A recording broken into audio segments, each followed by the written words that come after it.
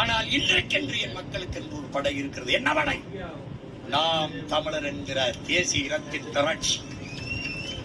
இப்போதான் சீமான் படையை பத்தி ஆரம்பிச்சிருக்காரு. அதுக்குள்ள பார்த்தா அந்த பெரிய ஒரு கொட்டாய் விட ஆரம்பிச்சாரு. என்ன நடக்க போகுது அப்படிங்கிறதையும் பார்க்கலாம். ராஜா, நானும் என் தங்கை தம்பிகளும் இருக்கிறவர் வாய்ப்பில்லை. இப்படியே பேசியிருந்தா வாய்ப்பு எப்படி இருக்கும்? மக்களுக்கு விருப்பம் இருந்தா தானே ஓட்டு போட்டு உங்களை முதல்ல ஆயிருப்பாங்க. அதனாலதான் வாய்ப்பு இல்லை. என்னென்னவோதான் ஆட்டம் காட்டி பாக்குறேன். இனி அசிங்கப்படுத்தலாம்னு நினைக்கிறேன். அண்ணா நீங்க அசிங்கப்படுத்தலாம்னு பாக்குறியா? அவரே அசிங்கப்படுத்திக்குவா. இப்பவும் சொல்றேன், எப்பவும் சொல்றேன், என்னை நீ சமாளிக்க முடியாது. அது தெரிஞ்சனாலதான் கட்சியோட முக்கிய நிர்வாகிகள் எல்லாம் கட்சியை விட்டு விலகி போயிட்டு இருக்காங்களோ. வச்சிருக்கேன் 8ஆம் தேதி யார் பெரியாருன்னு ஒரு கட்சியை வைக்கிறீங்களா? 8ஆம் தேதி நீதிமன்றத்துக்கு போகும்போது பாத்தீங்கன்னா தம்பி தம்பிகளுக்கு போன் போட்டு வர வச்சிருவாங்க. உள்ளுக்குள்ள ஒரு பையன் இருக்கத்தானே செய்யும். என் பரம்பரைக்கே கிடையாது.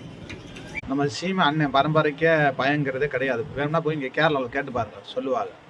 3 கிலோமீட்டருக்கு அங்கிருந்து பீரங்கில கொண்டு ஓட்டுருவான், செத்து போயிருவேன். எனக்கிட்ட வாலும் வேலும் தான் இருக்கு. புத்தகத்தில் படிச்ச விஜயத்தெல்லாம் நேரா பார்த்த மாதிரியே பில்டப் கொடுக்குறாரு பாருங்களேன். அதே இவரோட தனி சிறப்பு. நன்றி, வணக்கம்.